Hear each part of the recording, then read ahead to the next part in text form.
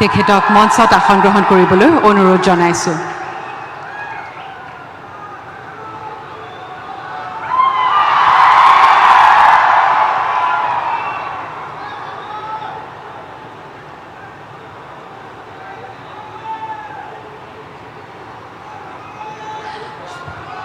সভাৰ সৌষ্ঠৱ বৃদ্ধি কৰিবলৈ আজি আমাৰ মাজত আছে মাননীয় মন্ত্ৰীসকল ক্ৰমে শ্ৰীযুত ৰঞ্জিত কুমাৰ দাস, ডক্টৰ ৰণোজ পেগু, শ্ৰীযুতা অজন্তা নেওগ, শ্ৰীযুত অশোক সিংঘল, শ্ৰীযুত উৰ্খাও গৌৰা ব্ৰহ্মা, শ্ৰীযুত বিমল বৰা, শ্ৰীযুতা নন্দিতা গাল্লোচা, শ্ৰীযুত জয়ন্ত মল্ল বৰুৱা, শ্ৰীযুত অতুল বৰা, শ্ৰীযুত সঞ্জয় কিষণ, শ্ৰীযুত যোগেন মোহন। লগতে অসম চৰকাৰৰ মাননীয় মুখ্য সচিব শ্ৰীযুত পৱন কুমাৰ বৰঠাকুৰদেৱ আৰু অসম আৰক্ষী বিভাগৰ মাননীয় সঞ্চালক প্ৰধান শ্ৰীযুত ভাস্কৰ জ্যোতি মহন্তদেৱো। আমাৰ মাজত আৰু আছে সংশ্লিষ্ট বিভাগৰ মুৰব্বী বিষয়াসকল। শ্ৰদ্ধেয় সুধীবৃন্দ, এতিয়া অসম সংগীতেৰে আজিৰ এই মহত্বপূৰ্ণ অনুষ্ঠানটিৰ শুভাৰম্ভ কৰা হ'ব। আপোনাসকলক থিয় হৈ অসম মাতৃৰ প্ৰতি সন্মান প্ৰদৰ্শন কৰিবলৈ অনুৰোধ জনাইছোঁ।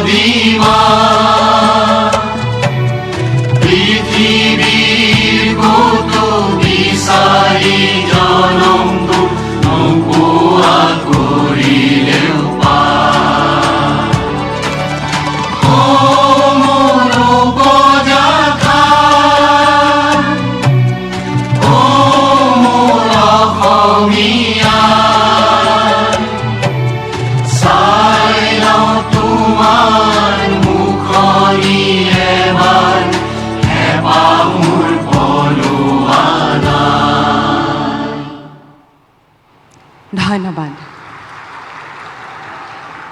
নমস্কাৰ। পৰম শ্ৰদ্ধাভাজন সুধীবৃন্দ, অসমৰ মাননীয় মুখ্যমন্ত্ৰী ডক্টৰ হিমন্ত বিশ্ব শৰ্মাদেৱৰ দ্বাৰা অসম চৰকাৰৰ 24টাকৈ বিভাগৰ নিযুক্তি পত্ৰৰ বিতৰণ উপলক্ষে আয়োজিত অনুষ্ঠানলৈ অসম চৰকাৰৰ হৈ মই আপোনাসকলক আন্তৰিক সম্ভাষণসহ আদৰণি জনাইছোঁ। আজিৰ এই মঞ্চত প্ৰতীকী ৰূপত 8টা বিভাগৰ 27গৰাকী যোগ্য বিবেচিত প্ৰাৰ্থীক নিযুক্তি পত্ৰ প্ৰদান কৰা হ'ব। এতিয়া মই অসম চৰকাৰৰ মাননীয় মুখ্য সচিব শ্ৰীযুত পৱন কুমাৰ বৰঠাকুৰদেৱক আদৰণি ভাষণ প্ৰদান কৰিবলৈ অনুৰোধ জনাইছোঁ।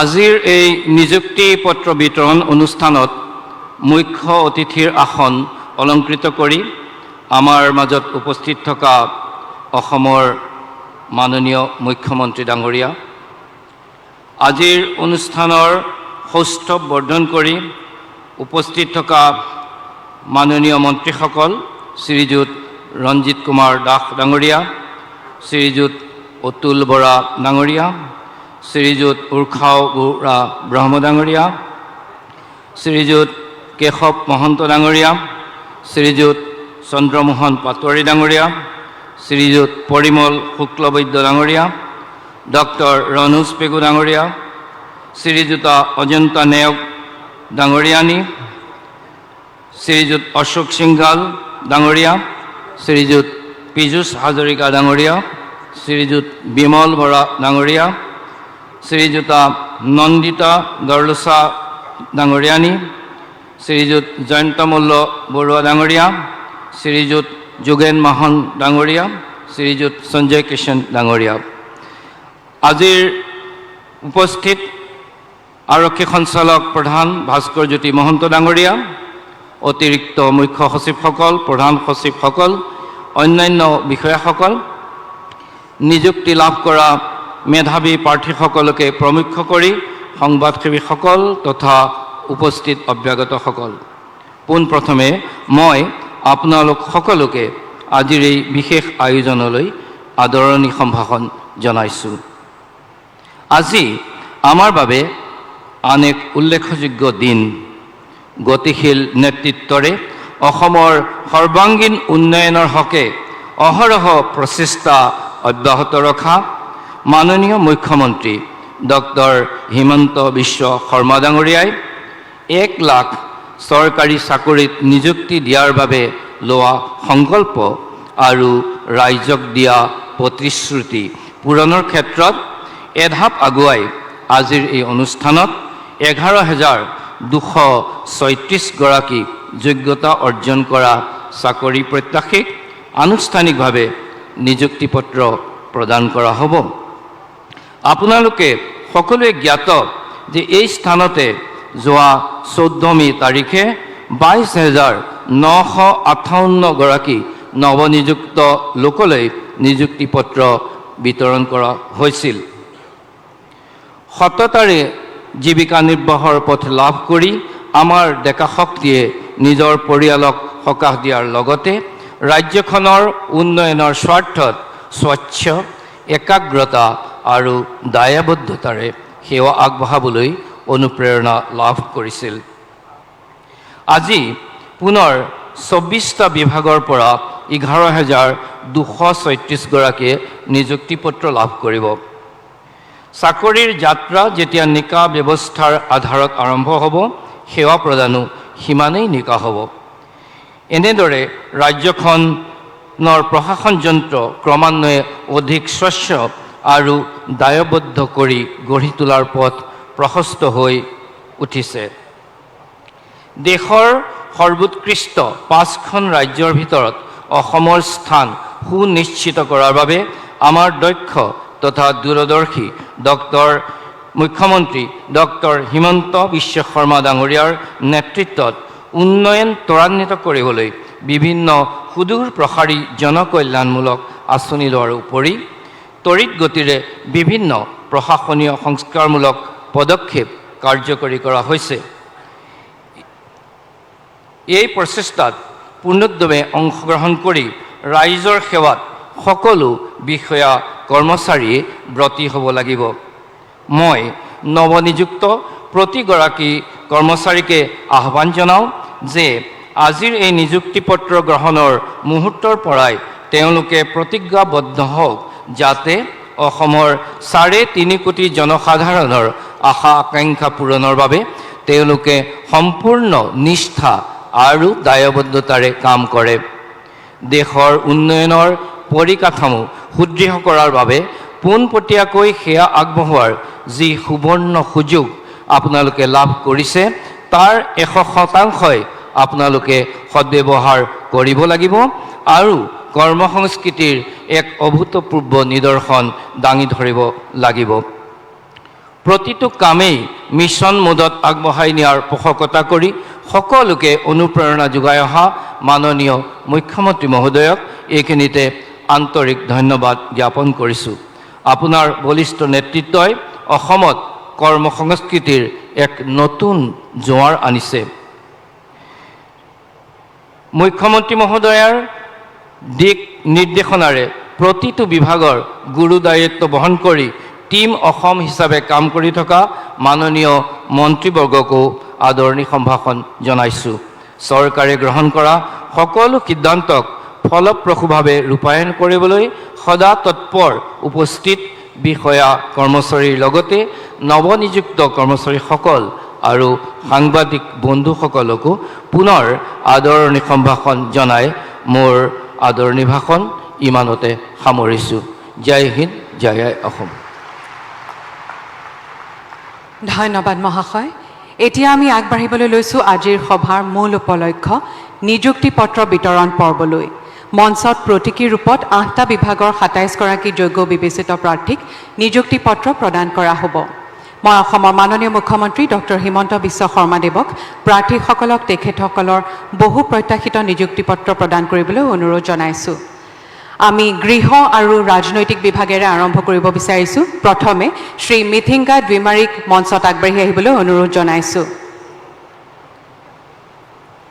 তেওঁক কমাণ্ডো বেটেলিয়নৰ আৰ্মড ব্ৰাঞ্চত কনিষ্টেবল পদৰ বাবে নিযুক্তি পত্ৰ প্ৰদান কৰা হ'ব।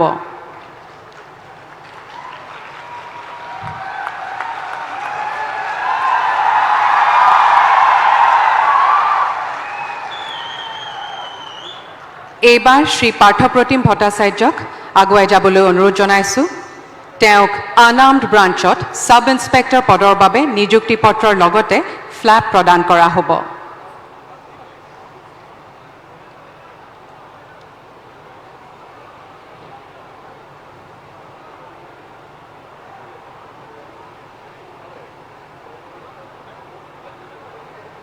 এয়া শ্ৰী পাৰ্থপ্ৰতিম ভট্টাচাৰ্য।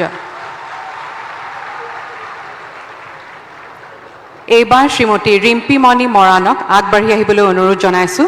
তেওঁ ছাব ইন্সপেক্টৰ আৰ্মড ব্ৰাঞ্চত নিযুক্তি পত্ৰ আৰু ফ্লেগ গ্ৰহণ কৰিব।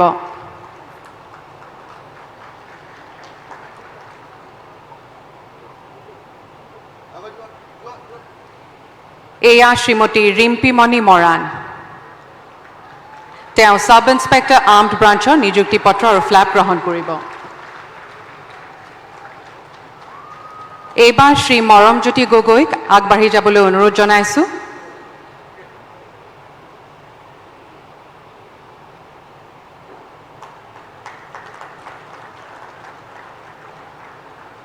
এইবাৰ শ্ৰী মৰমজ্যোতি গগৈক আগবাঢ়ি যাবলৈ অনুৰোধ জনাইছোঁ। তেওঁক আৰ্মড ব্ৰাঞ্চত কনিষ্টেবল হিচাপে নিয়োগ কৰা হৈছে।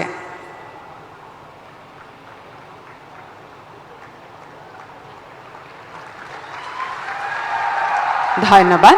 এইবাৰ শ্ৰী নিহাৰজ্যোতি দাসক আগবাঢ়ি যাবলৈ অনুৰোধ জনাইছোঁ।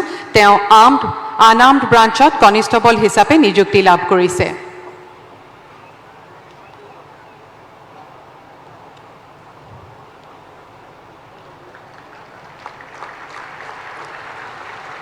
ধন্যবাদ। এইবাৰ উচ্চ শিক্ষা কাৰিকৰী শিক্ষা বিভাগলৈ আহিছোঁ।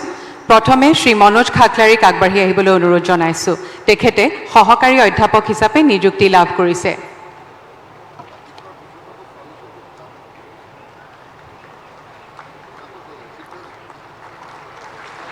ধন্যবাদ। এইবাৰ শ্ৰীমতী বৰ্ণালী শইকীয়াক সহকাৰী অধ্যাপকৰ নিযুক্তি পত্ৰ গ্ৰহণ কৰিবলৈ আগবাঢ়ি আহিবলৈ অনুৰোধ জনাইছোঁ।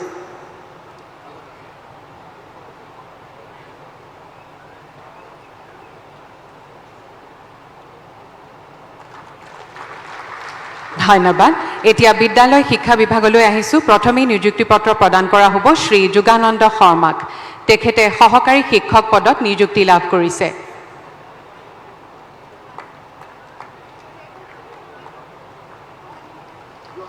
ধন্যবাদ। এইবাৰ শ্ৰীমতী মৌচুমী দোলেক আগবাঢ়ি আহিবলৈ অনুৰোধ জনাইছোঁ। তেখেতেও সহকাৰী শিক্ষক পদত নিযুক্তি লাভ কৰিছে।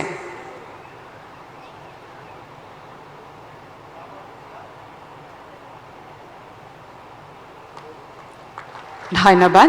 এইবাৰ নিযুক্তি পত্ৰ প্ৰদান কৰা হ'ব শ্ৰীমতী শুভংশ্ৰী বসুমতাৰীক। তেওঁ চতুৰ্থ শ্ৰেণীৰ বাবে নিযুক্তি লাভ কৰিছে।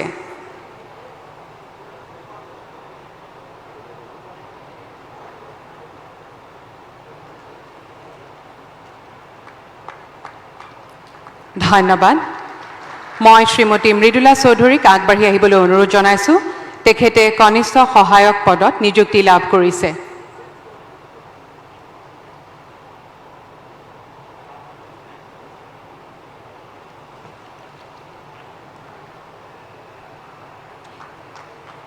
ধন্যবাদ।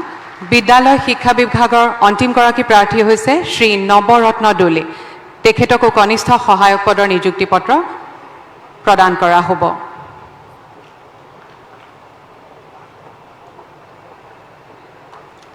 ধন্যবাদ।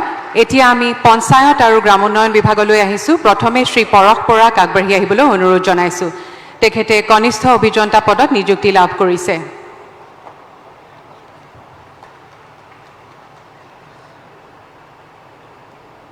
ধন্যবাদ। এইবাৰ শ্ৰীমতী অনিন্দিতা ডেকাক আগবাঢ়ি আহিবলৈ অনুৰোধ জনাইছোঁ। তেখেতেও কনিষ্ঠ অভিযন্তা পদত নিযুক্তি লাভ কৰিছে।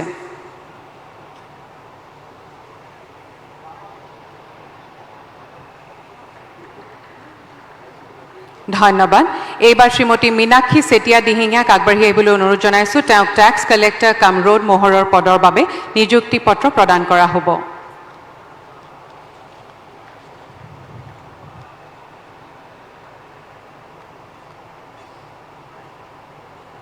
ধন্যবাদ এইবাৰ স্বাস্থ্য তথা পৰিয়াল কল্যাণ বিভাগ আৰু স্বাস্থ্য শিক্ষা তথা গৱেষণা বিভাগৰ 4 গৰাকী প্ৰাৰ্থীক নিযুক্তি পত্ৰ প্ৰদান কৰা হ'ব প্ৰথমেই শ্ৰীমতী হিমাশ্ৰী ডেকাক আগবাঢ়ি আহিবলৈ অনুৰোধ জনাইছোঁ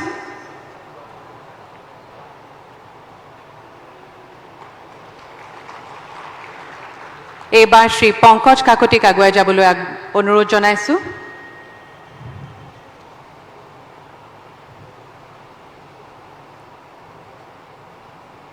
এইবাৰ শ্ৰী মৃণাল শৰণীয়াক আগবাঢ়ি যাবলৈ অনুৰোধ জনাইছোঁ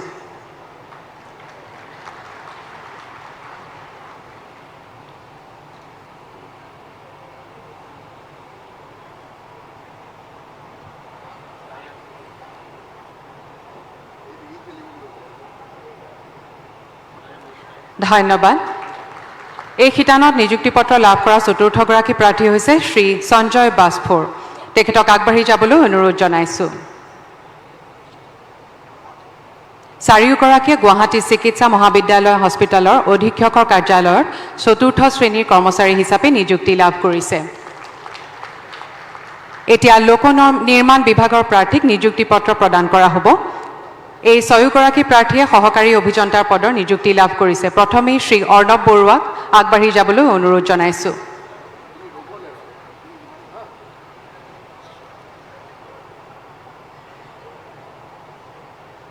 ধন্যবাদ এইবাৰ শ্ৰী ৰাকেশ বৰ্মনক আগবাঢ়ি যাবলৈ অনুৰোধ জনাইছোঁ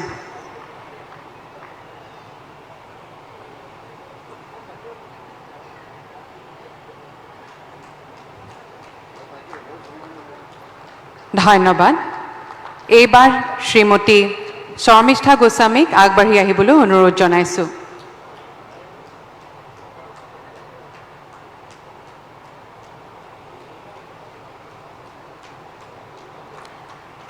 ধন্যবাদ এইবাৰ নিযুক্তি পত্ৰ গ্ৰহণ কৰিব শ্ৰীমতী কৃতিকা লাংথাছাই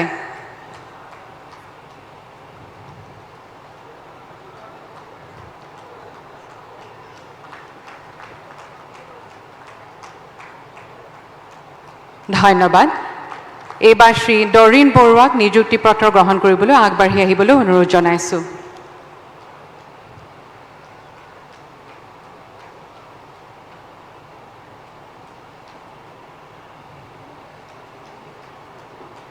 ধন্যবাদ এইবাৰ শ্ৰীমতী মুনমুন মেধিক আগবাঢ়ি আহিবলৈ অনুৰোধ জনাইছোঁ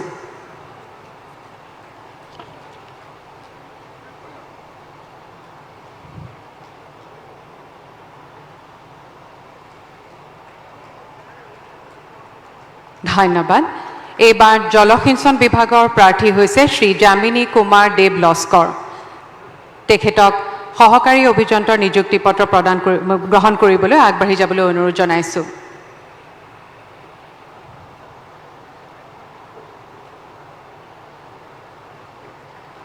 ধন্যবাদ এইবাৰ এনিমেল হাজবেণ্ডাৰী এণ্ড ভেটেৰিনেৰী বিভাগৰ প্ৰাৰ্থী হৈছে শ্ৰীমতী ববিতা দাস তেখেতক আগবাঢ়ি আহিবলৈ অনুৰোধ জনাইছোঁ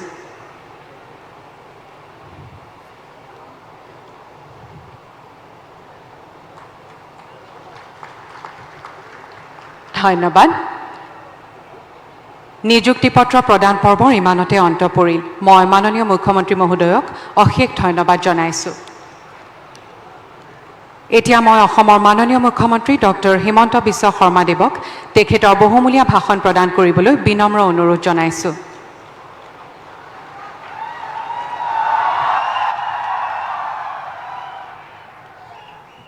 সবৰে ভাল লাগিছে কাৰ ভাল লগা নাই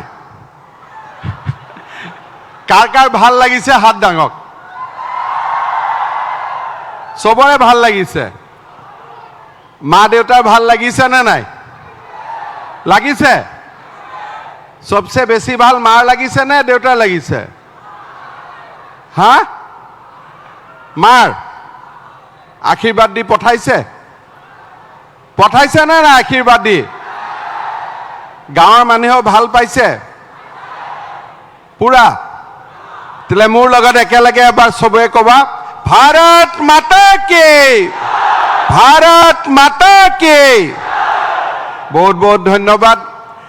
আজিৰ আমাৰ সভাত উপস্থিত সন্মানীয় মন্ত্ৰী ৰঞ্জিত দাস ডাঙৰীয়া, অতুল বৰা ডাঙৰীয়া, কেশৱ মহন্ত ডাঙৰীয়া, ডক্টৰ ৰনোজ পেগু ডাঙৰীয়া, অজন্তা নেওগ ডাঙৰীয়ানী, অশোক সিংহাল ডাঙৰীয়া, উৰ্খাও গৌৰা ব্ৰহ্ম ডাঙৰীয়া, পীযুষ হাজৰিকা ডাঙৰীয়া, বিমল বৰা ডাঙৰীয়া, নন্দিতা গাৰ্লুচা ডাঙৰীয়া, জয়ন্ত মল্ল বৰুৱা ডাঙৰীয়া, যোগেন মহান ডাঙৰীয়া, সঞ্জয় কিষাণ ডাঙৰীয়া, সন্মানীয়া বিধায়িকা সুমন হৰিপ্ৰিয়া ডাঙৰীয়ানী, ৰাজ্য চৰকাৰৰ মুখ্য সচিব পৱন বৰঠাকুৰ ডাঙৰীয়া, ৰাজ্যৰ আৰক্ষী সঞ্চালক প্ৰধান ভাস্কৰ জ্যোতি মহন্ত ডাঙৰীয়া, অসম চৰকাৰৰ বিভিন্ন পদত থকা আমাৰ জ্যেষ্ঠ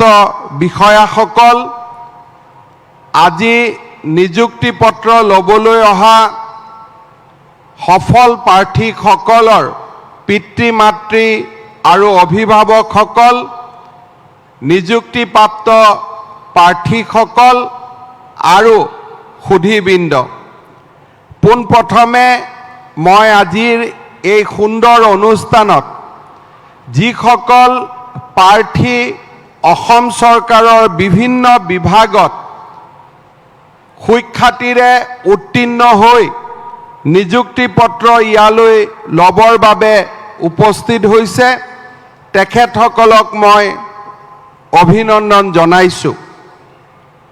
যোৱা নিৰ্বাচনৰ সময়ত অসমৰ ৰাইজক ভাৰতীয় জনতা পাৰ্টি আৰু আমাৰ মিত্ৰ দলসমূহৰ হৈ আমি প্ৰতিশ্ৰুতি দিছিলোঁ যে আমাৰ চৰকাৰ যদি শাসনলৈ উভতি আহে আমি ৰাজ্যত 1 লাখ চৰকাৰী নিযুক্তিৰ ব্যৱস্থা কৰিম। নিৰ্বাচনত ৰাজনীতি কৰা মানুহে কথা কয় আৰু নিৰ্বাচনৰ পিছত সাধাৰণতে সেই কথা মানুহে পাহৰিও যায়, কিন্তু আমি সংকল্প লৈছিলোঁ যে আমি যি ৰাইজক প্ৰতিশ্ৰুতি দিছোঁ সেই প্ৰতিশ্ৰুতি আমি কিমান পূৰণ কৰিব পাৰোঁ সেয়া বেলেগ কথা, কিন্তু প্ৰতিশ্ৰুতিসমূহ পূৰণ কৰিবলৈ আমি প্ৰচেষ্টা কৰিম, আমি দিনে নিশাই পৰিশ্ৰম কৰিম আৰু এই প্ৰতিশ্ৰুতিসমূহ পূৰণৰ মাজেৰে আমাৰ অসমখনক আমি বিকশাই তুলিম। ৰাজ্য চৰকাৰৰ যোৱা 1.5 বছৰৰ পৰিক্ৰমাত আমি ইতিমধ্যে প্ৰায় 27,000 নিযুক্তি অত্যন্ত নিকা আৰু স্বচ্ছতাৰে দিবলৈ সক্ষম হৈছিলোঁ।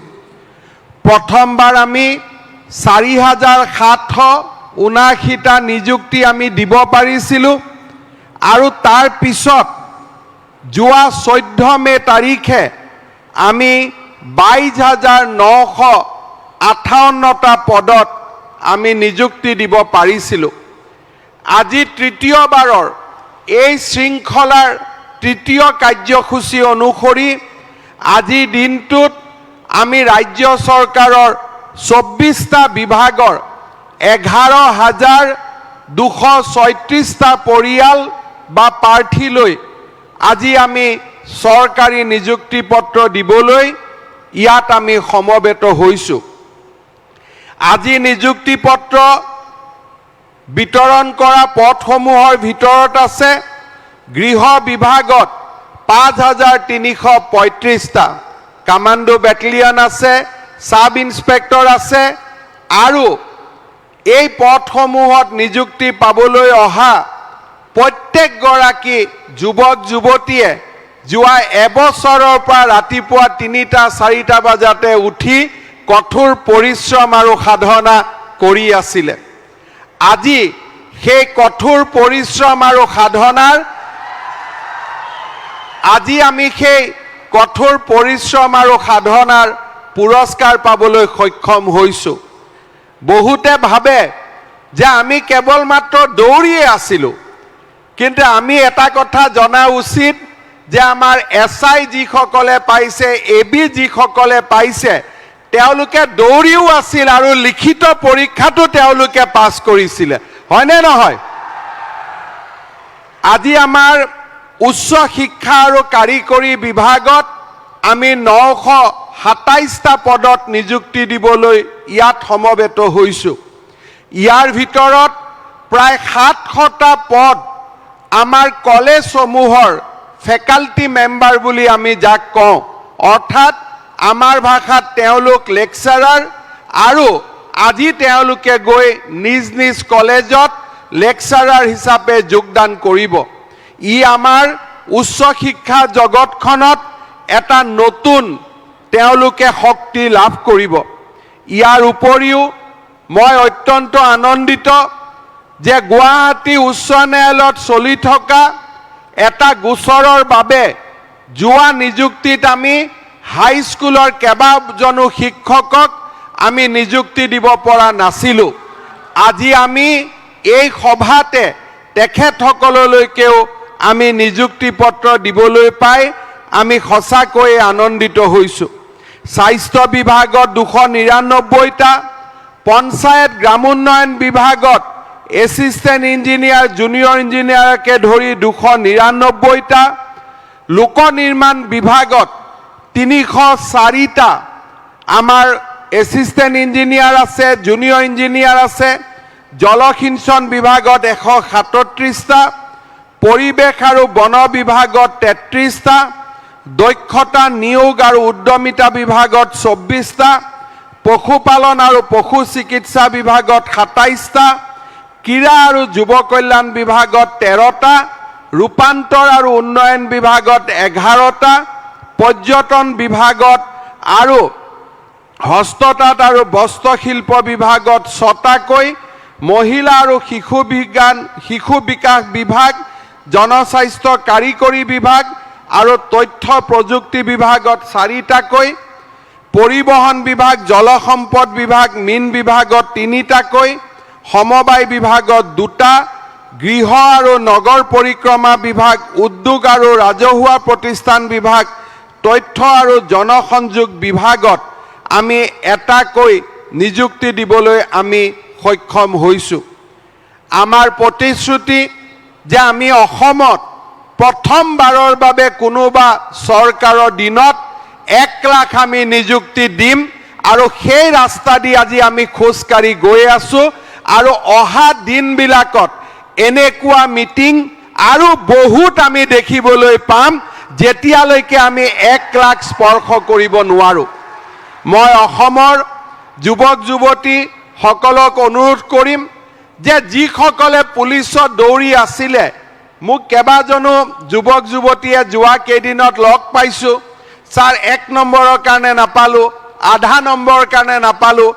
মই তেওঁলোকক ক'ম যে তোমালোকে আকৌ দৌৰি থাকা, কাৰণ কেইদিনমানৰ ভিতৰতে ফৰেষ্ট বেটেলিয়নতো এটা নতুন বেটেলিয়ন আমি নিৰ্মাণ কৰিম, আৰু তাৰ কাৰণে আকৌ আমি পদবী খুলি দিম। অৰ্থাৎ ৰাতিপুৱা 3টা বজাৰ পৰা দৌৰাৰ কামটো চলি থাকিব লাগে, সেইটো শেষ হৈ যাব নালাগে। যিসকলে চাকৰি পালে এতিয়াতো তেওঁলোকে নিজে দৌৰিব নোখোজিলেও আমি বেটেলিয়নত দৌৰাই থাকিম, আৰু যিসকলে চাকৰি পোৱা নাই তেওঁলোকেও দৌৰি থাকক, কাৰণ নতুনকৈ আকৌ আমি এটা বেটেলিয়নত নতুন বেটেলিয়ন এটা আমি নিৰ্মাণ কৰিবলৈ গৈ আছোঁ। আজি আমাৰ পুলিচ বিভাগত আমি যিসকলক আমি নিযুক্তি দিছোঁ, অসম আৰক্ষীৰ আনাম, ৰাজ্যত নতুনকৈ গঠন কৰা আছাম কামাণ্ডো বেটেলিয়ন, উপ পৰিদৰ্শক পদৰ বাবে লিখিত পৰীক্ষা, PST আৰু PETৰ টেষ্টৰ উপৰিও সাক্ষাৎকাৰ আৰু সাইকোমেট্ৰিক টেষ্টৰ মাজেৰে সকলো ল'ৰা ছোৱালী আজি পৰীক্ষাত উত্তীৰ্ণ হৈ আমাৰ ইয়াত নিযুক্তি পত্ৰ ল'বলৈ উপস্থিত হৈছে। ঠিক সেই ধৰণে আন বিভাগসমূহতো লিখিত পৰীক্ষাতে উত্তীৰ্ণ হোৱাৰ পিছত তেখেতসকলে আজি ইয়ালৈ নিযুক্তি ল'ব আহিছে। আমাৰ বাবে অত্যন্ত আনন্দৰ কথা যে অসম চৰকাৰৰ বিভিন্ন ফাইলত আবদ্ধ হৈ থকা অনুকম্পামূলক নিযুক্তিও আজি আমি প্ৰায় 500তকৈ অধিক কৰিব পাৰিছোঁ। মোৰ দৃঢ় বিশ্বাস যে যিসকল লোকে নিজৰ পিতৃ মাতৃক হেৰুৱাই দুখ আৰু কষ্টৰ মাজেৰে চাকৰিৰ অপেক্ষা কৰি আছিল তেওঁলোকৰো আজি আমি চকুৰ পৰা চকুলো মুচিব পাৰিছোঁ। তাৰ বাবে মই পৰম পিতা ভগৱানক ধন্যবাদ আৰু কৃতজ্ঞতা জনাইছোঁ। আজিৰ দিনটোত আমি মনত পেলাব লাগিব যে আজিৰ পৰা 10 বছৰ আগলৈকে আমাৰ অসমত নিযুক্তিৰ ব্যৱস্থা কেনেকুৱা আছিল। 2001 চনৰ পৰা অসম চৰকাৰৰ মন্ত্ৰী নতুবা বিধায়ক হিচাপে থকাৰ মোৰ সৌভাগ্য হৈছিল। 2001 চনৰ আগত আমি কেনেকৈ নিযুক্তি পাই তাৰ বিষয়ে আমি বহুত কথা শুনিছিলোঁ। মই যেতিয়া প্ৰথমবাৰ বিধায়ক পদত অহা নাছিলোঁ কিন্তু শাসকীয় দলৰ লগত জড়িত হৈ আছিলোঁ। 98 চনত মোক তেতিয়াৰ শিক্ষামন্ত্ৰী ডাঙৰীয়াই কৈছিল যে তুমি জালুকবাৰী সমষ্টিৰ পৰা 30 জন ল'ৰা ছোৱালীৰ নাম দিয়া। মই বোলো নাম কিয় দিব লাগে? বোলে আমি প্ৰত্যেক সমষ্টিত 30টাকৈ চাকৰি দিম, জালুকবাৰীত 30টা কোটা, তুমি 30 জনৰ নাম দিয়া। মই 30 জনৰ নাম দিছিলোঁ আৰু 30 জনে আজিও চাকৰি কৰি আছে। লগে লগে কোনো এপইণ্টমেণ্টো নাই, ইণ্টাৰভিউ নাই, লগে লগে নিযুক্তি পত্ৰ দি দিয়া হৈছিল। তেতিয়া আমাৰ অসমত 40,000 চাকৰিৰ কিবা নিযুক্তি প্ৰক্ৰিয়া এটা চলি আছিল। যোনে ছেক্ৰেটেৰিয়েটত আহিছিলে, যোনে কাৰোবাক লগ পাইছিলে তেওঁলোকে চৰকাৰী চাকৰি লাভ কৰিছিলে।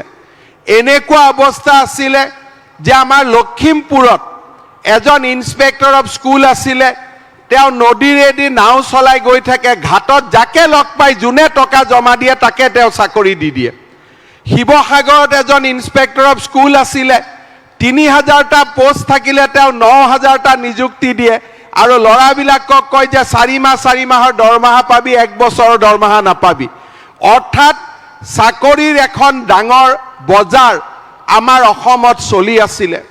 2011 চনত আমি এটা ব্যৱস্থা লৈছিলোঁ যে অসমত আমি শিক্ষক নিযুক্তিৰ ৰাস্তা আমি নিকা কৰিম, স্বচ্ছ কৰিম।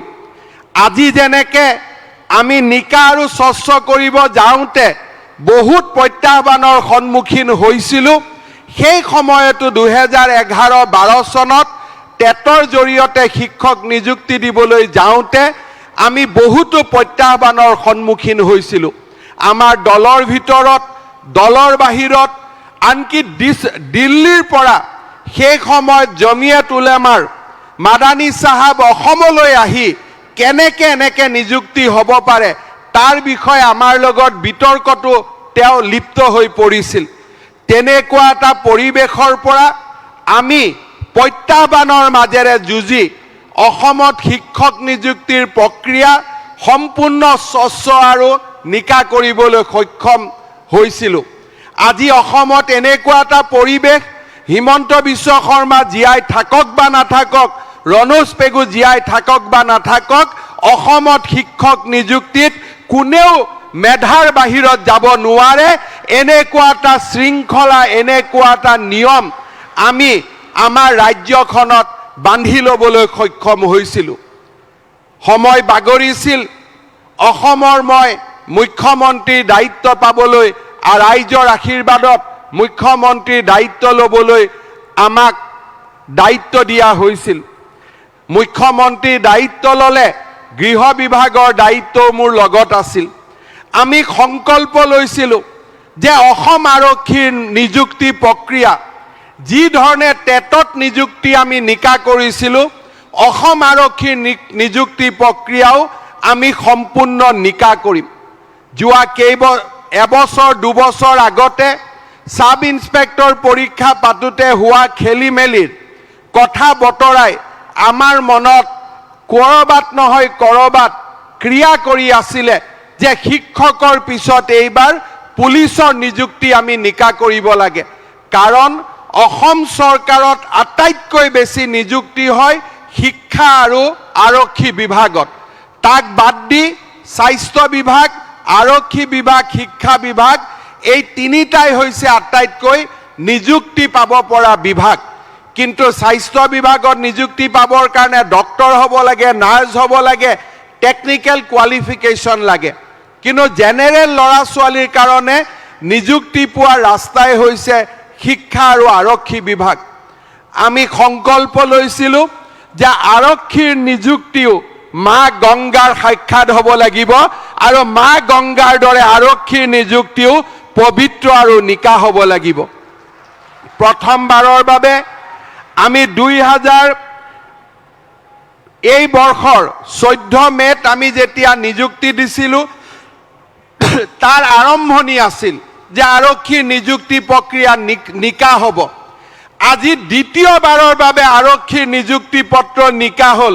তৃতীয়বাৰ আৰু ইয়াক কোনেও কলংকময় কৰিব সাহস কৰিব নোৱাৰে, কাৰণ দুটা নিযুক্তিৰ প্ৰক্ৰিয়াই আৰক্ষী বিভাগলৈ গংগা নমাই আনিলে।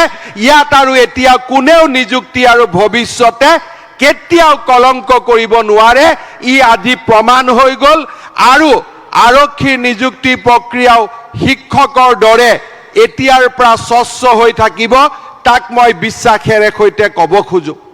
আমাৰ লোকসেৱা আয়োগতো যথেষ্ট ঘাত প্ৰতিঘাতৰ মাজেৰে পাৰ হৈ গৈ বৰ্তমান লোকসেৱা আয়োগতো নিযুক্তিৰ প্ৰক্ৰিয়া এটা নিকা আৰু স্বচ্ছতাত ভৰি দিছে।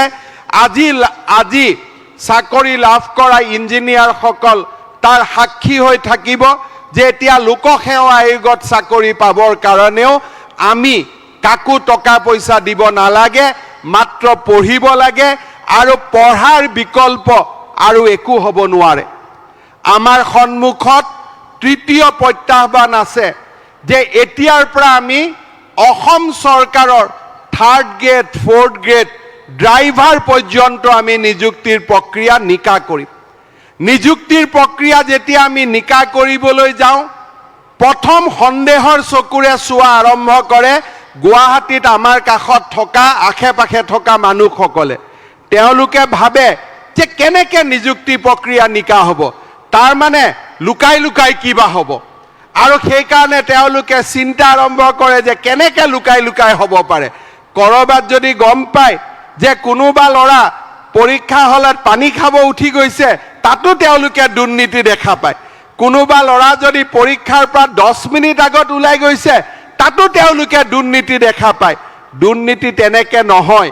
দুৰ্নীতি কোনে কৰে, দুৰ্নীতি কোনে কৰিবৰ কাৰণে প্ৰেৰণা দিয়ে, সেইখিনি জানিবৰ কাৰণে আমি প্ৰথমতে চিন্তা কৰিব লাগিব যে এই চৰকাৰখনে দুৰ্নীতিত বিশ্বাস কৰে নেকি। যদি মই দুৰ্নীতিয়ে কৰিব খোজো, তেতিয়াহ'লে পানী খাব উঠি যোৱা ল'ৰাজনক লৈ দুৰ্নীতি কৰিব নালাগে। যদি মই দুৰ্নীতিয়ে কৰিব খোজো, তেতিয়াহ'লে কোনোবা ল'ৰা এজনক অলপ দেৰিকৈ পৰীক্ষাৰ 10 মিনিট আগত ওলাই যাবকৈ দুৰ্নীতি কৰিব নালাগে। দুৰ্নীতি কৰিবলৈ ৰাস্তা বহুত খোলা থাকে, কিন্তু দুৰ্নীতি কৰিবৰ কাৰণে আটাইতকৈ এটা ডাঙৰ বাধা থাকে, সেইটো হৈছে মনৰ ভিতৰত লুকাই থকা মানৱতা। আৰু সেই মানৱতা যদি মানুহৰ ঠিক থাকে, মানুহে যদি দুখীয়া দৰিদ্ৰৰ বাবে যদি মানুহৰ হৃদয় কান্দে, তেতিয়াহ'লে নিযুক্তিৰ প্ৰক্ৰিয়াও স্বচ্ছ হ'ব পাৰে, নিযুক্তিৰ প্ৰক্ৰিয়াও নিকা হ'ব পাৰে। তাক আজি অসমে প্ৰমাণ কৰিছে। অসমে সমগ্ৰ ভাৰতৰ বাবে আজি ৰাস্তা দেখুৱাব পাৰিছে। আজি মোৰ মনত মাজে মাজে প্ৰশ্ন হয়, আমি নিযুক্তিৰ প্ৰক্ৰিয়া নিকা কৰিব খুজিছোঁ, আপোনালোকে বাধা কিয় দিয়ে? ইণ্টাৰনেট যদি 2 ঘণ্টা বন্ধ হৈ থাকে, তাৰ কাৰণে কি সমাজখন নোহোৱা হৈ যাব নেকি?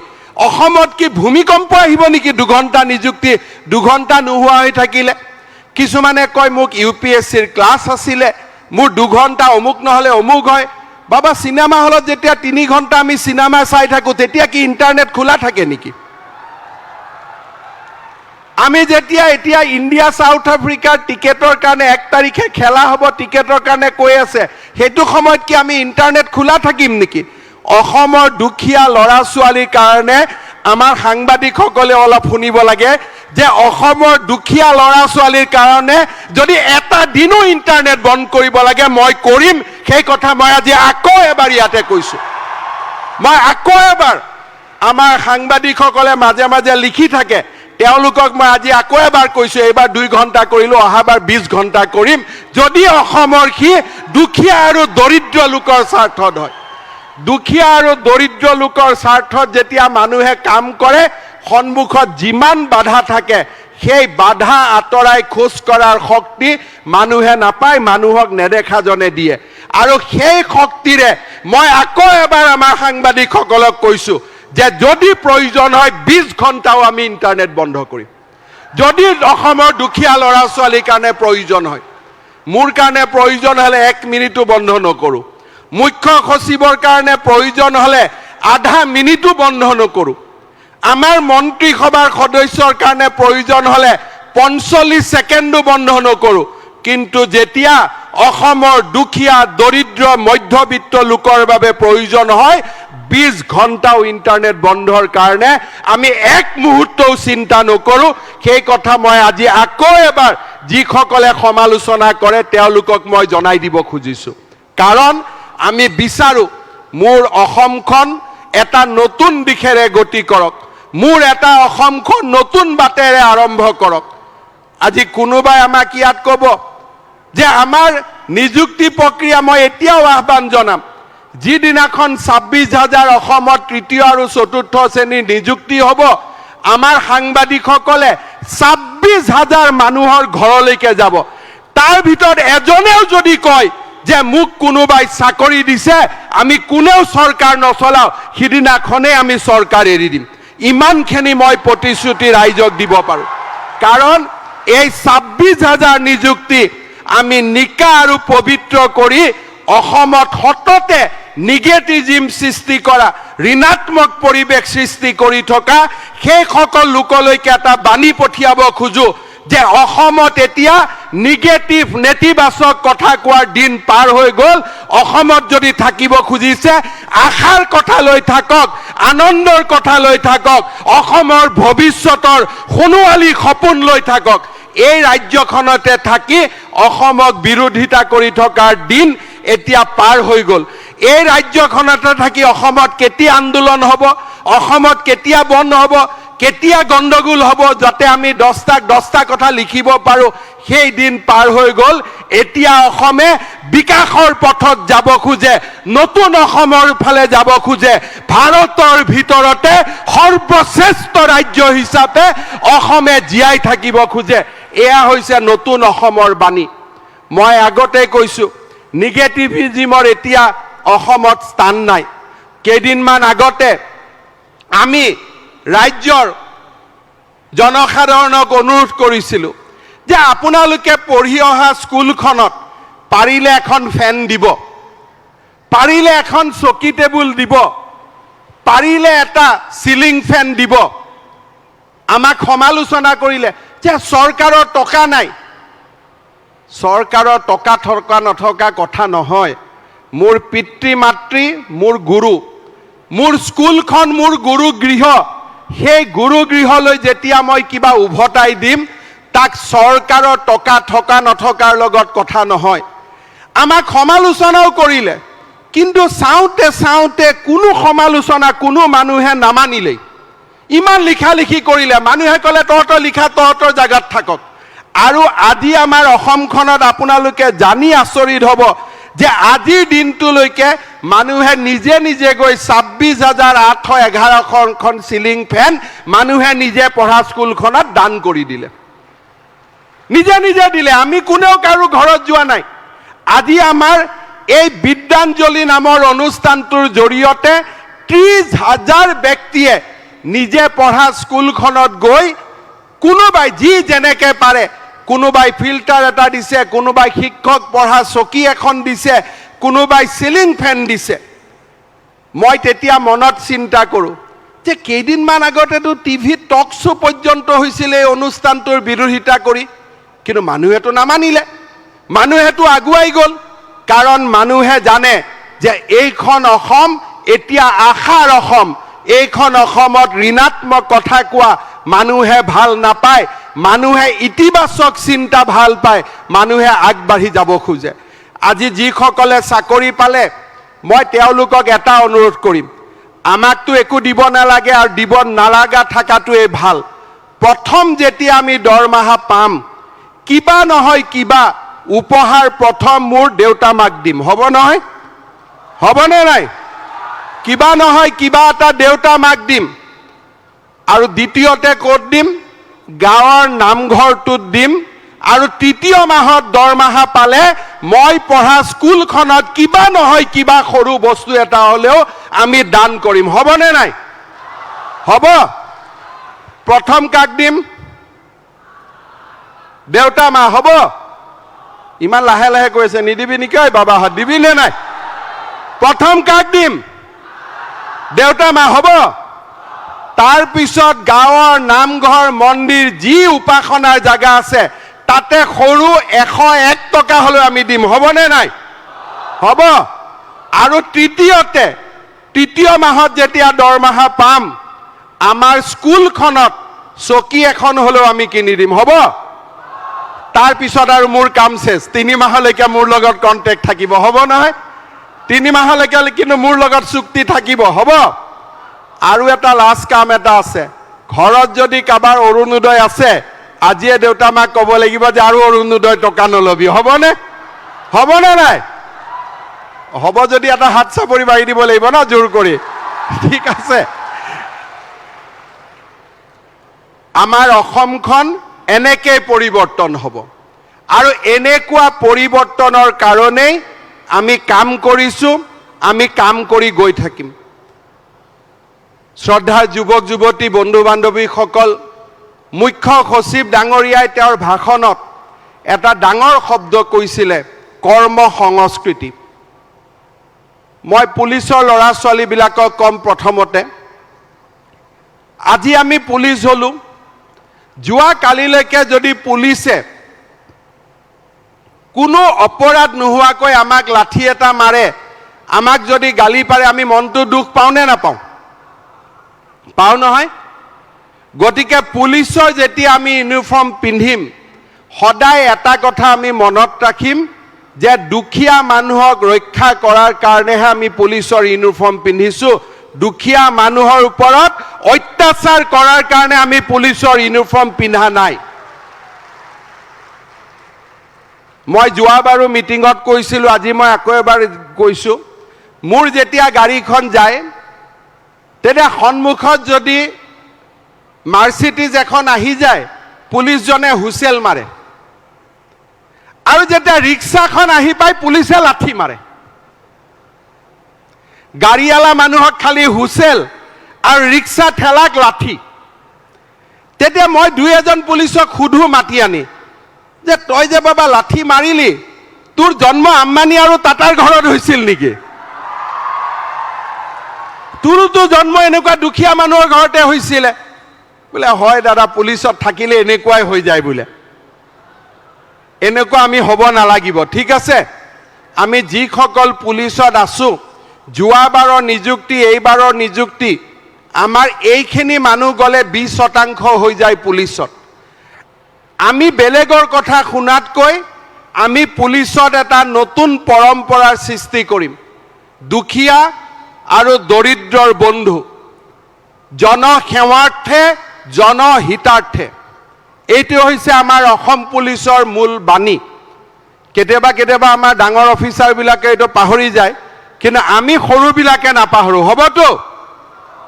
জনহিতাৰ্থে মানে কি? For the welfare of the people. আমি সদায় দুখীয়া আৰু দৰিদ্ৰ মানুহৰ আমি বন্ধু হৈ থাকিম। এই কথাখিনি আমি মনত ৰাখিব লাগিব। শিক্ষকৰ চাকৰি যিসকল গৈছে, মই সদায় এটা কথাই কওঁ যে সমাজক আজি যদি আটাইতকৈ প্ৰয়োজন, সেইটো হৈছে এটা শক্তিশালী ৰাজহুৱা শিক্ষাৰ ব্যৱস্থা। যোৱা 2011 চনৰ পৰা মোৰ সৌভাগ্য হৈছিল যে মই শিক্ষামন্ত্ৰী থাকা নাথাকা এই গোটেই সময়ছোৱাৰ ভিতৰত আমি প্ৰায় 2 লাখ অসমত শিক্ষক নিযুক্তিৰ ৰাস্তা আমি খুলিব পাৰিছিলোঁ। প্ৰায় 40,000তকৈও নতুন স্কুল আমাৰ কাৰ্যকালত স্থাপন হৈছিল। কেতিয়াবা আমাৰ বাতৰি কাকতসমূহে দেখে যে অমুকত স্কুলখন বন্ধ কৰিছে। যদি চৰকাৰে 1000খন স্কুল ছাত্ৰ নথকাৰ কাৰণে বন্ধ কৰিছে, আমাৰ কাৰ্যকালত অসমত 40,000 নতুন স্কুল হৈছে। চাহ বাগিচাত গৈ হাইস্কুল হৈছে। অসমৰ সমান ট্ৰেক ৰেকৰ্ড আৰু কাৰোৱেই নাই। এটা দশকত 2 লাখ শিক্ষক, 40,000 স্কুল। আমি তাক কিয় কৰিছোঁ? ৰাজহুৱা শিক্ষাৰ ব্যৱস্থাটোক শক্তিশালী কৰাৰ কাৰণে কৰিছোঁ। আমাৰ মনত আবেগ নাই, আবেগিক কাম আমি নকৰোৱেই। যে মোৰ ল'ৰা ছোৱালীক মই ইংলিছ মিডিয়ামত এডমিশ্যন দি নিজে কৈ থাকিম ইংলিছ মিডিয়ামত পঢ়িব নালাগে, অসমীয়া মিডিয়ামত পঢ়িব লাগে। তেনেকুৱা শিক্ষা দিয়াৰ মোৰ ধৃষ্টতাও নাই আৰু তেনেকুৱা মই শিক্ষা নিদিওঁৱেই। এতিয়া মোৰ ল'ৰা ইংলিছ মিডিয়ামত পঢ়ে, মইনো কাক হাক দিম ইংলিছ মিডিয়ামত পঢ়িবৰ কাৰণে? কিন্তু আমাৰ অসমত আনকি ডাঙৰ ডাঙৰ নেতায়ো নিজৰ ল'ৰা ছোৱালীক ইংলিছ মিডিয়ামত দি বিধানসভাত ডিবেট কৰে যে ইংলিছ মিডিয়ামত কিয় থাকিব, অসমীয়া মিডিয়ামত ল'ৰা ছোৱালীক পঢ়াব লাগে। আৰে বাবা, তোমাৰ ল'ৰা ছোৱালীক কিয় তুমি নপঢ়ালা? তোমাৰ ল'ৰা ছোৱালীয়ে পঢ়িব নালাগে। দুখীয়া ঘৰৰ ল'ৰা ছোৱালীয়ে অসমীয়া মিডিয়ামত পঢ়িব লাগে যাতে ভাষাটো জীয়াই থাকে। ভাষা জীয়াই ৰখাৰ দায়িত্ব ধনীৰ পৰা দুখীয়াজনলৈকে। দৰিদ্ৰ আৰু দুখীয়া মানুহৰ এয়া অকল দায়িত্ব হ'ব নোৱাৰে। যি নহওক, মাতৃভাষাৰ স্কুলত 2 লাখ নিযুক্তি আৰু 40,000 নতুন স্কুল। অহা 12 তাৰিখে ভাৰতৰ ৰাষ্ট্ৰপতি গুৱাহাটীত আহিব। আমি চাহ বাগিচা অঞ্চলত আৰু 100খন আমি হাইস্কুল খুলিম। অৰ্থাৎ আমি প্ৰতিটো দিনেই ৰাজহুৱা শিক্ষাক শক্তিশালী কৰাৰ বাবে আমি কাম কৰিছোঁ। আজিও 700 কলেজত লেকচাৰাৰ, কেইদিনমান আগতে 600 লেকচাৰাৰ আমি এপইণ্টমেণ্ট দিছোঁ। 1300 কলেজত লেকচাৰাৰ এটা বছৰৰ ভিতৰত। এয়া সাধাৰণ কথা নহয়। মই শিক্ষামন্ত্ৰী ডাঙৰীয়াক অভিনন্দন জনাম যে 1300 কলেজত ভেকেঞ্চি ফিল আপ কৰা সেয়া সাধাৰণ আৰু মুখৰ কথা নহয়। এই ৰাজহুৱা শিক্ষাৰ ব্যৱস্থাটোক আমি শক্তিশালী কৰাৰ বাবে চেষ্টা কৰিছোঁ আৰু আমি চেষ্টা কৰি গৈ থাকিম। আজিত আমাৰ যিসকল শিক্ষকৰ নিযুক্তি পাইছে তেওঁলোকক মই অনুৰোধ কৰিম যাতে আপোনালোকে নিয়মীয়াকৈ শ্ৰেণীত পাঠদান, ৰিচাৰ্চ, গৱেষণা আৰু ইনোভেশ্যন, ক্লাছ ট্ৰানজেকশ্যন, ক্লাছত পাঠ্যক্ৰম, গৱেষণা আৰু ইনোভেশ্যন, এই 3টা ৰাস্তাৰ মাজেৰে গৈ আমি অসমৰ ৰাজহুৱা শিক্ষা ক্ষেত্ৰখনক আমি উজ্বলাই তুলিব লাগিব। আজি ইয়াতে প্ৰায় 1000 ইঞ্জিনিয়াৰৰ নিযুক্তি হৈছে। আমাৰ অসমত ইমান ইঞ্জিনিয়াৰৰ নিযুক্তি আগতে আমি কেতিয়াও কৰা নাছিলোঁ। আমাক এতিয়া ইঞ্জিনিয়াৰ লাগে কাৰণ আমি ৰাস্তা বনাইছোঁ, কলেজ বনাইছোঁ, মেডিকেল কলেজ বনাইছোঁ, ইঞ্জিনিয়াৰিং কলেজ বনাইছোঁ। কাৰিকৰী ল'ৰা ছোৱালীৰ আমাক প্ৰয়োজন আছে। মই আমাৰ ইঞ্জিনিয়াৰসকলকো এটাই কথাই অনুৰোধ কৰিম, অলপ আগতে এপইণ্টমেণ্ট দিওঁতে আমি কৈছিলোঁ যে ইঞ্জিনিয়াৰজনক যেতিয়া ৰুৰেল ডেভেলপমেণ্টত চাকৰি পায় তেওঁৰ মনটো অলপ অলপ ভাল লাগে। যেতিয়া PHC ডিপাৰ্টমেণ্টত পায় মনটো অলপ অলপ ভাল লাগে আৰু PWD ডিপাৰ্টমেণ্টত পালে মনটো একদম হাঁহি উঠি যায়। এইটো কিয় উঠে? দৰমহাটো একেই হয়। তাৰমানে আমি ধৰি লৈছোঁ যে PWD ডিপাৰ্টমেণ্টত আমি এক্সট্ৰা টকাটো অলপ বেছিকৈ পাম। নহ'লে আমাৰ PWD, DRDA আৰু PHCৰ মাজত পাৰ্থক্য কি? এই বয়সত যদি আমি সেই ৰাস্তাৰে খোজ কাঢ়োঁ ভৱিষ্যতে আমাৰ বহুত বিপদ হ'ব। মই আমাৰ ল'ৰা ছোৱালীসকলক অনুৰোধ কৰিম, মই ইঞ্জিনিয়াৰ, মানুহক খোৱা পানী দিয়াৰ সমান পবিত্ৰ কাম একো নাই। গ্ৰাম্যাঞ্চলৰ উন্নয়নৰ বাবে কাম কৰাতকৈ আনন্দ একো নাই। আৰু গড়কাপ্তানি লোক নিৰ্মাণ বিভাগতো কাম কৰাৰ আনন্দ আছে। কিন্তু আমাৰ চইচবিলাক এইটো কাৰণে চইচ হ'ব নালাগে যে এই বিভাগত টকা কম আছে, আন এটা বিভাগত টকা বেছি আছে। আমাৰ চইচ হ'ব লাগে যে ৰাইজৰ উদ্দেশ্যে আমি কেনেকৈ ভাল কৰি কাম কৰিব পাৰিম।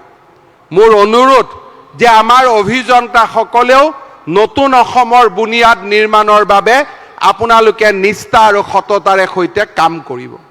মই অলপ আগতে কৈছোঁ যে অসমত আমি আৰু এটা ফৰেষ্ট বেটেলিয়ন আমি খুলিম। মই ৰাইজক ক'ব খুজিছোঁ যে এই নিযুক্তি পত্ৰ চলি থকাৰ অৱস্থাতে আমি আৰু 10,000 চাকৰিৰ নতুন বিজ্ঞাপন আমি মুকলি কৰি দিম। আৰু 10,000 চাকৰিৰ এডভাৰটাইজ আমি খুব সোনকালে দিয়াৰ বাবে চেষ্টা কৰি আছোঁ।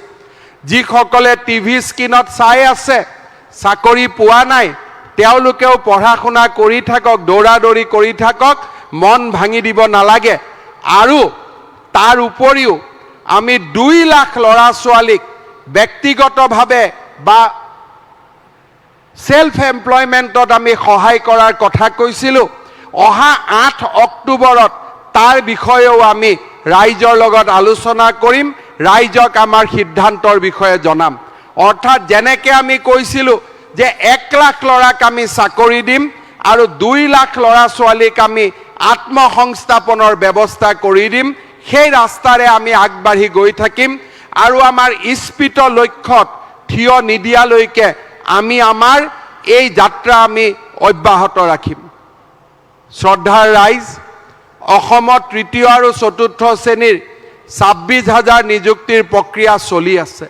নিঃসন্দেহে ই এটা ডাঙৰ নিযুক্তি প্ৰক্ৰিয়া। প্ৰত্যাহ্বানো আছিল, প্ৰত্যাহ্বানো থাকিব। বহু সময়ত আমাৰ কিছুমান মানুহে আমাৰ মাজত কনফিউজন কৰোৱাই দিয়ে। কেইদিনমান আগতে কনফিউজন কৰালে যে 9 লাখ এমপ্লয়মেণ্ট এক্সচেঞ্জত নাম ৰেজিষ্টাৰ হৈছে, 12 লাখ এমপ্লয়মেণ্ট এক্সচেঞ্জত নাম ৰেজিষ্টাৰ হৈছে, 14 লাখ কেণ্ডিডেট কেনেকৈ আহিল? তাৰমানে সেইবোৰ অসমৰ বাহিৰৰ পৰা আহি গ'ল। এই ধৰণৰ কথা কৈ মানুহৰ মনটো বিকৃতি কৰি দিলে। এতিয়া মই প্ৰশ্ন সুধিম যে যদি অসমত 12 লাখ নিবনুৱা আছে, এজন নিবনুৱাইটো 3য় গ্ৰেডতো এপ্লাই কৰিব, 4ৰ্থ গ্ৰেডতো এপ্লাই কৰিব। তেওঁ যদি গাড়ী চলাব জানে, তেওঁতো ড্ৰাইভাৰৰ বাবেও এপ্লাই কৰিব। অৰ্থাৎ 9 লাখ ল'ৰা ছোৱালীয়ে এই চাকৰিৰ বাবে আবেদন কৰিছে, কিন্তু 3টা ক্ষেত্ৰতে আবেদন কৰিছে। আৰু সেই ক্ষেত্ৰবিলাকৰ মাজত 3টা তাৰ ভিতৰতো ভাগ আছে।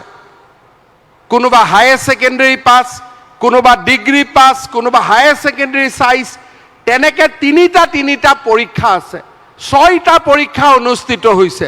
যদি 6টা পৰীক্ষাত আমি যদি সকলোৱে বহো, তেতিয়াহ'লে 9 লাখ কেণ্ডিডেটে গৈ 9 × 6, তাততো কেণ্ডিডেটৰ বহিৰ সংখ্যাটো গৈ পেলাই 54 লাখ হ'বগৈ।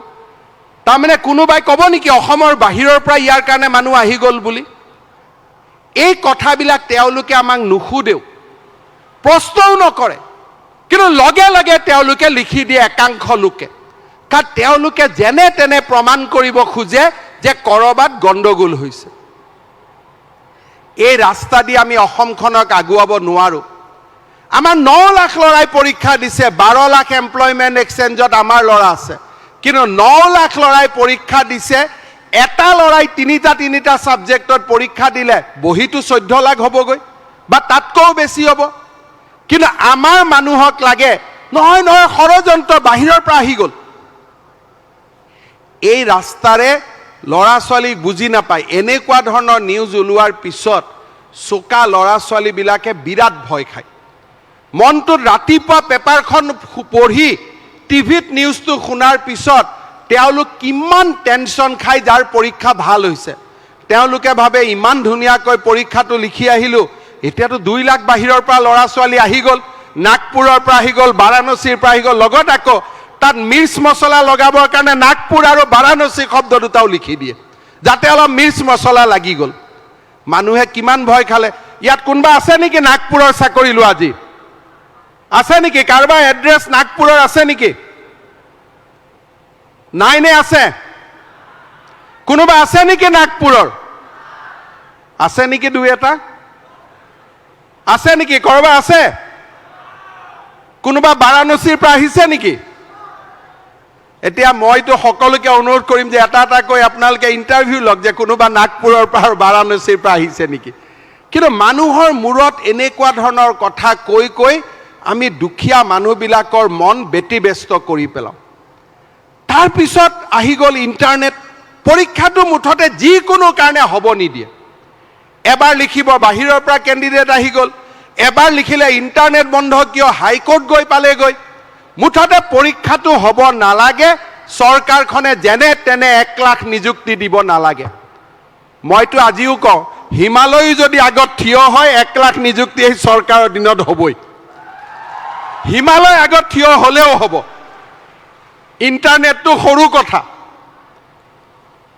সেইকাৰণে এইবিলাক চেষ্টা বাদ দিব লাগে সকলোৱে লগ হৈ পঢ়াৰ পৰিৱেশ অসমত সৃষ্টি কৰিব লাগে যাতে ল'ৰা ছোৱালীয়ে ড্ৰাগছ নাখায় দৌৰাদৌৰি কৰি থাকে ৰাতিপুৱাৰ পৰা খেলা ধূলা কৰে পঢ়াৰ পৰিৱেশ ৰচনা কৰে এইবাৰ আমাক বহুতে কৈ আছিল যে অসমীয়া স্কুলত ষ্টুডেণ্টৰ সংখ্যা কমি গৈছে শিক্ষামন্ত্ৰী ডাঙৰীয়াই ক'ব আমাৰতো স্কুলত ছাত্ৰ ছাত্ৰীৰ সংখ্যা বাঢ়ি গৈছে আমি ক'তো থমকি ৰোৱা নাই আমাৰ এই বিজয়ৰ যাত্ৰা অসমৰ অশ্বমেধৰ যাত্ৰা চলি থাকিব আৰু মই নিশ্চিত যে এনেকৈ গৈ গৈ গৈ এদিন ৭৫ বছৰৰ দুখ দুৰ্দশা আঁতৰাই অসম ভাৰতৰ ভিতৰতে এখন সৰ্বশ্ৰেষ্ঠ ৰাজ্যত পৰিণত হ'ব তাক মই বিশ্বাস কৰোঁ আৰু তাৰ কাৰণে আমি সকলোৱে মিলি কাম কৰি যাম শেষত আজি যিসকল সফল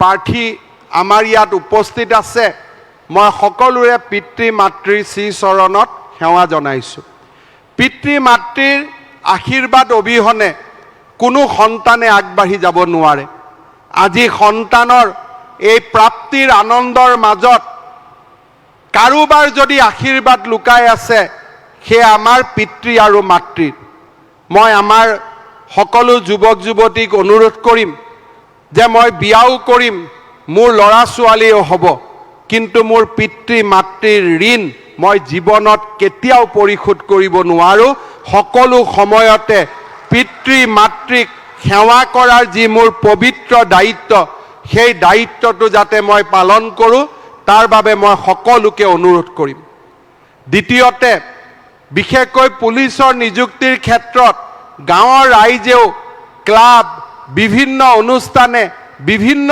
ধৰণে সহায় কৰাৰ বাতৰি এইকেইটা দিন টেলিভিশ্যনত ওলাই আছে মই সকলো আমাৰ যুৱক যুৱতীসকলক সহায় কৰা প্ৰতিগৰাকী সমাজ হিতৈষী ব্যক্তিক মই ধন্যবাদ আৰু কৃতজ্ঞতা জনাইছোঁ আৰু অসমৰ দিগ্বিজয়ৰ এই সেন্দুৰীয়া যাত্ৰাত সকলোৰে সহযোগিতা পুনৰ এবাৰ কামনা কৰিছোঁ পুনৰ এবাৰ অসম চৰকাৰৰ মোৰ সতীৰ্থ মন্ত্ৰীসকল যাৰ নেতৃত্বত এই সুন্দৰ নিযুক্তি সম্পন্ন হ'ল তেখেতসকলক মই ধন্যবাদ আৰু কৃতজ্ঞতা জনাইছোঁ অসমৰ চৰকাৰী বিষয়াসকলৰ কৰ্মনিষ্ঠাই আমাক এই নিকা আৰু স্বচ্ছ নিযুক্তি প্ৰক্ৰিয়াত সহায় কৰিছে মঞ্চত উপস্থিত থকা অসম চৰকাৰৰ মুখ্য সচিব আৰু তেওঁৰ সতীৰ্থসকলক এই নিকা আৰু স্বচ্ছ নিযুক্তি প্ৰক্ৰিয়াৰ বাবে পুনৰ এবাৰ ধন্যবাদ আৰু অভিনন্দন জনাইছোঁ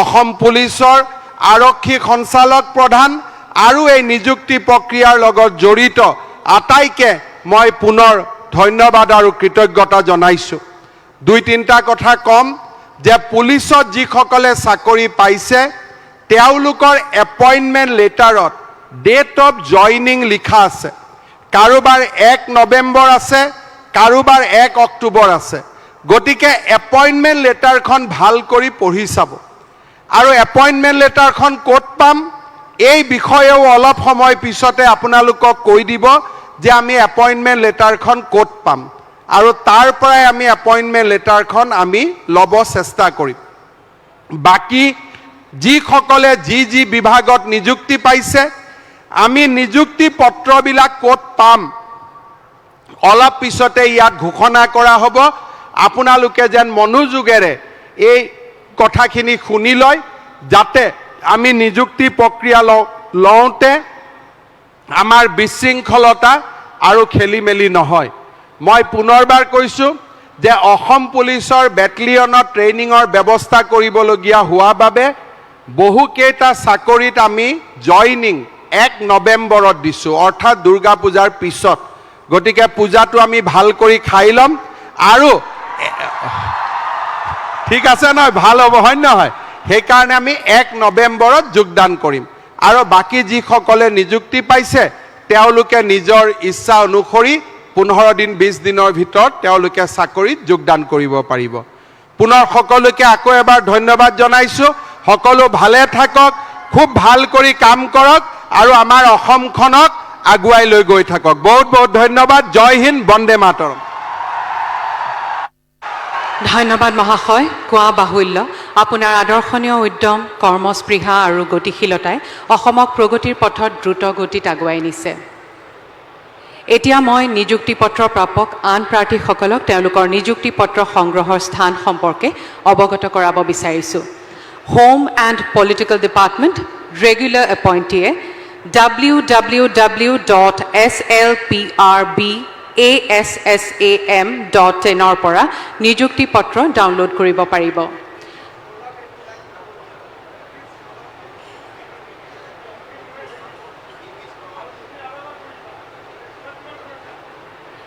এই স্ক্ৰীনতো স্ক্ৰল কৰি দি থকা হ'ব। মই ৱেবছাইটটো পুনৰবাৰ কৈছোঁ, ৰেগুলাৰ এপইণ্টিয়ে www.slprbassam.in পৰা নিযুক্তি পত্ৰ ডাউনলোড কৰিব পাৰিব। আপোনালোকে এই স্ক্ৰীনতো সেই তথ্যখিনি দেখিবলৈ পাব। টিভিটো এই তথ্যখিনি তলত স্ক্ৰল কৰি দি থকা হ'ব, আপোনালোকে তাতেও এই তথ্য দেখিবলৈ পাব। অনুকম্পামূলক ভিত্তিত আৰক্ষী বিভাগত নিযুক্তি লাভ কৰা সকলে ডিৰেক্টৰ জেনেৰেল অফ পুলিচৰ কাৰ্যালয়ৰ পৰা, কাৰাগাৰত নিযুক্তি লাভ কৰা সকলে ইন্সপেক্টৰ জেনেৰেল অফ প্ৰিজনছৰ কাৰ্যালয়ৰ পৰা, ফায়াৰ এণ্ড ইমাৰ্জেঞ্চি সেৱাত নিযুক্তিপ্ৰাপ্ত সকলে special director general of police কাম ডিৰেক্টৰ ফায়াৰ এণ্ড ইমাৰ্জেঞ্চি ছাৰ্ভিচেছৰ কাৰ্যালয়ৰ পৰা আৰু হোম গাৰ্ডত নিযুক্তি লাভ কৰা সকলে director general of civil defence and commandant general of home গাৰ্ডছৰ কাৰ্যালয়ৰ পৰা সংগ্ৰহ কৰিব পাৰিব। হায়াৰ এডুকেশ্যন ডিপাৰ্টমেণ্টত নিযুক্তিপ্ৰাপ্ত সকলে http://directorate-of-higher-education.assam.gov.in ৱেবছাইটৰ পৰা ডাউনলোড কৰিব পাৰিব। পুনৰবাৰ ৱেবছাইটটো কৈছোঁ, http://directorate-of-higher-education.assam.gov.in ৱেবছাইটৰ পৰা ডাউনলোড কৰিব পাৰিব। টেকনিকেল এডুকেশ্যন ডিপাৰ্টমেণ্টত নিযুক্তিপ্ৰাপ্ত সকলে ভেটেৰিনেৰী ফিল্ডৰ পৰাই সংগ্ৰহ কৰিব পাৰিব। স্কুল এডুকেশ্যন ডিপাৰ্টমেণ্টত নিযুক্তিপ্ৰাপ্ত সকলে SCERT প্ৰাৰ্থীসকলে http://scert.assam.gov.in পুনৰবাৰ কৈছোঁ, http://scert.assam.gov.in আৰু মাধ্যমিকৰ প্ৰাৰ্থীসকলে http://www.madhyamik.assam.gov.in আকৌ এবাৰ কৈছোঁ, http://www.madhyamik.assam.gov.in আৰু প্ৰাথমিক প্ৰাৰ্থীসকলে http://dee.assam.gov.in পৰা নিযুক্তি পত্ৰ ডাউনলোড কৰিব পাৰিব। ইণ্ডাষ্ট্ৰিজ এণ্ড পাব্লিক এণ্টাৰপ্ৰাইজ ডিপাৰ্টমেণ্টত নিযুক্তিপ্ৰাপ্ত সকলে ভেটেৰিনেৰী ফিল্ডৰ পৰাই সংগ্ৰহ কৰিব পাৰিব।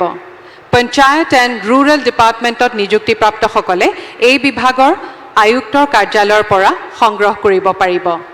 Health and family welfare department and medical education and research ডিপাৰ্টমেণ্টত নিযুক্তিপ্ৰাপ্ত সকলে https://nhm.assam.gov.in ৱেবছাইটৰ পৰা ডাউনলোড কৰিব পাৰিব।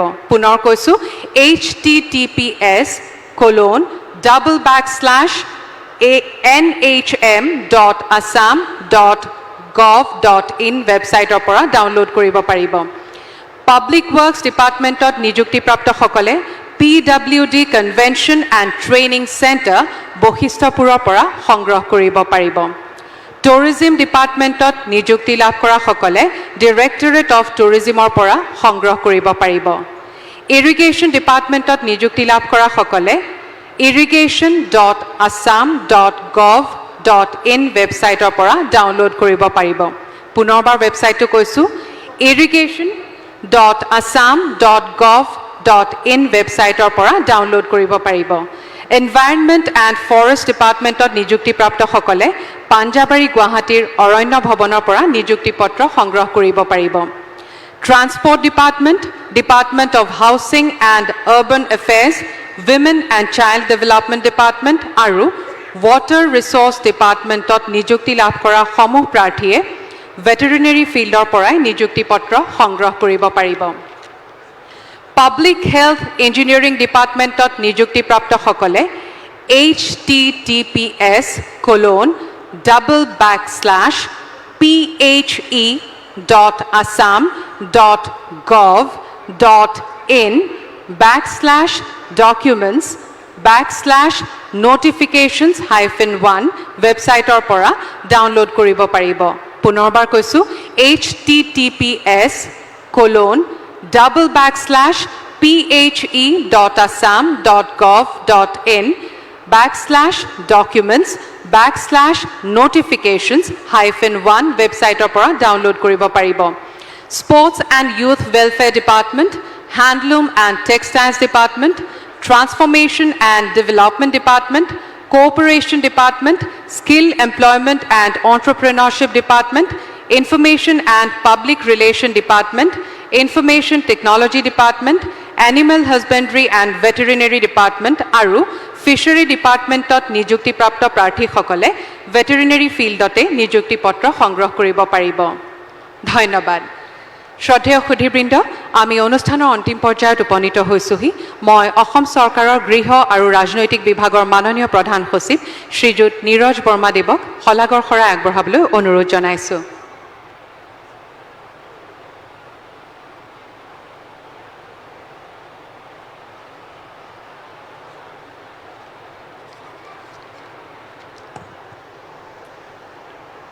माननीय मुख्यमंत्री महोदय मंचर उपस्थित माननीय कैबिनेट मंत्रीসকল उपस्थित माननीय विधायिका डांगरियानी सम्मानीय मुख्य सचिव सम्मानीय आरक्षी संचालक प्रधान अंक ग्रहणकारी विभाग समूह ज्येष्ठ सचिवসকল और आजिर नियुक्ति पत्र वितरण अनुष्ठानत उपस्थित थका सफल नियुक्ति प्राप्त व्यक्तिসকল पोन प्रथमे आजिर ए अनुष्ठानत उपस्थित थकार बाबे राज्यर माननीय मुख्यमंत्री महोदय आमी आंतरिक कृतज्ञता और धन्यवाद ज्ञापन करिसों आमी सकलोरे अवगत जे अति कम समयर भितरत 1 लाख नियुक्ति प्रदान करिबोले स्थिर करा लक्ष्य तथा आजिर ए अनुष्ठान आयोजनर क्षेत्रत माननीय मुख्यमंत्री गराकी होइसे आमार अनुप्रेरणार उत्ख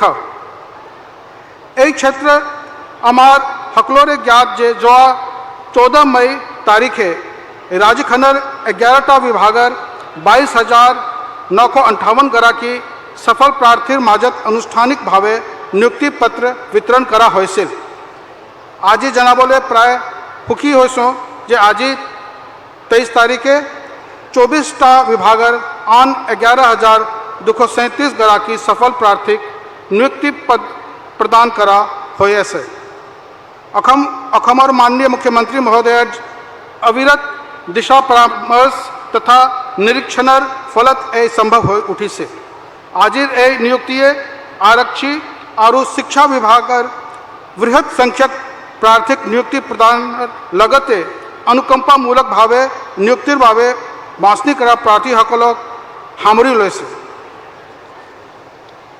आजिर ए अनुष्ठानत उपस्थित थाकी अनुष्ठानटर सुष्ठ वृद्धि करार लगते आमाक सकलोके अनुप्रेरणा दियार भावे आमी माननीय मुख्यमंत्री डांगरियाले कृतज्ञता ज्ञापन करिसों विभिन्न विभागत नियुक्ति प्रदानर भावे आमाक दिशा परामर्श आग बढ़ोवार हम माननीय कैबिनेट मंत्री सकलक लय আমি ধন্যবাদ জ্ঞাপন কৰিছোঁ। তেখেতসকলৰ ব্যস্ত সময়সূচী সত্ত্বেও আজি এই অনুষ্ঠানত উপস্থিত থাকি অনুষ্ঠানটোৰ সুস্থিৰ বৃদ্ধি কৰাৰ বাবে কৃতজ্ঞতা জ্ঞাপন কৰিলোঁ। আজিৰ অনুষ্ঠানত উপস্থিত থকা মাননীয় বিধায়িকা ডাঙৰীয়ানী, মুখ্য সচিব, आरक्षी संचालक प्रधान और সকলো জ্যেষ্ঠ বিষয়াক ধন্যবাদ জ্ঞাপন কৰিছোঁ। শেষত ইয়াত উপস্থিত থকা নিযুক্তিপ্ৰাপ্ত সকললৈ আমি অভিনন্দন জনাইছোঁ আৰু তেওঁলোকৰ নিজৰ নিজৰ সেৱাত সফল জনসেৱক হিচাপে যাতে আগবাঢ়ি যাব পাৰে তাকেই কামনা কৰিছোঁ। যিসকলৰ অভিভাৱক জ্যেষ্ঠজন আজি অনুষ্ঠানত উপস্থিত আছে তেখেতসকললৈ ধন্যবাদ জনোৱাৰ লগতে উপস্থিত সকলো অংশগ্ৰহণকাৰী সংবাদ মাধ্যম আৰু কাৰ্যসূচী সফলতাৰ কৃতকাৰ্য কৰাত বৰঙণি আগবঢ়োৱা প্ৰত্যেকজনকে ধন্যবাদ জ্ঞাপন কৰিছোঁ। ধন্যবাদ। ধন্যবাদ মহাশয়। এতিয়া ৰাষ্ট্ৰীয় সংগীতেৰে অনুষ্ঠানৰ সামৰণি মৰা হ'ব। মই উপস্থিত সুধীবৃন্দক ৰাষ্ট্ৰৰ প্ৰতি সন্মান প্ৰদৰ্শন কৰি থিয় হ'বলৈ অনুৰোধ জনাইছোঁ।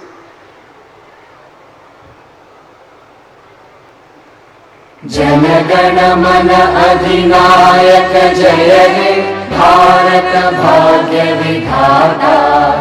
पंजाब सिंध गुजरात मराठा द्राविड उत्कल बंगा। विंध्य हिमाचल यमुना गंगा उच्चल जलधि तरंगा। तव शुभ नामे जागे तव शुभ आशीष मांगे। गाहे तव जय गाथा जन गण मंगलदायक जय हे भारत भाग्य विधाता। जय हे जय हे जय हे जय जय जय जय हे। ধন্যবাদ।